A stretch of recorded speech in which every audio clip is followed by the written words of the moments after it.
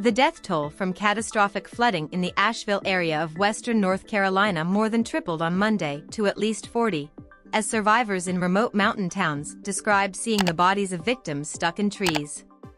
Nationwide, there have been at least 133 fatalities from Hurricane Helene, which has cut a path of death and destruction across the southeast since making landfall last Thursday. There were bodies in trees.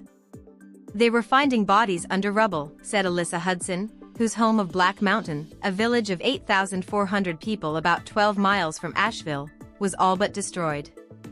The rains smashed the mountains of Buncombe County, which contains Asheville, washing away whole communities in floodwaters and mudslides. Roadways were buried or dissolved altogether, leaving victims cut off from rescue crews. Hudson's neighborhood was evacuated, but she saw videos posted by strangers on social media of her house submerged to the roof. "We started seeing videos of our house posted to Facebook," Hudson said. "Our floors are caved in, our walls are gone. We had a shed in our backyard that they found 2 miles away." Hudson and her boyfriend managed to escape before the worst of the flooding, but her friends and neighbors trapped in town reported harrowing tales of bodies floating in ditches and residents fighting for their lives against the rising tide. Hudson's co-worker Corbin Weeks, who coaches softball at a local college, watched crews slice a mobile home stuck on the road in half so that cars could pass through. He said he helped pull one family from a trailer home moments before it disappeared under a river of brown sludge. "It's like AF, King living hell that we just can't wake up from," Weeks said. Kimberly and Jimmy Stone were cut off from their daughter at the local Montreat College, where around 1,000 students were trapped without power and little cell phone service. When the couple tried to drive into Black Mountain from Asheville, the formerly quaint mountain town had become a veritable war zone, complete with helicopters and uniformed soldiers. All along the road, there were downed trees, downed power lines, structures collapsed, cars pushed over, train tracks destroyed. "Buildings collapsed on the road," Kimberly Scott said.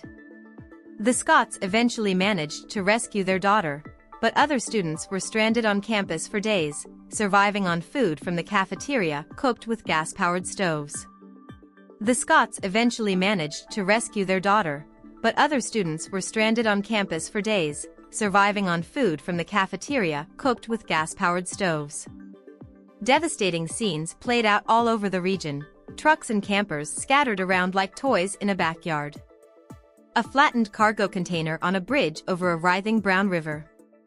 A woman cradling her child in a crowd huddled on a hillside where they found cell phone service, many sending a simple text, "I'm okay." The town of Chimney Rock, the shooting location for Last of the Mohicans and Dirty Dancing, is little more than a swamp. The shops and restaurants of its historic center were washed away. "Every bit of it, all of it," a local official told Fox News. One volunteer used a dozen mules to carry food, water, and diapers across the mud-covered highways. "We'll take our chainsaws, and we'll push those mules through," Mike Toberer said. In Asheville, the city's water system sustained heavy damage, and residents used buckets of dirty creek water to flush their toilets. A preliminary estimate puts the total damage from Hurricane Helene at $34 billion, Fox Business reported.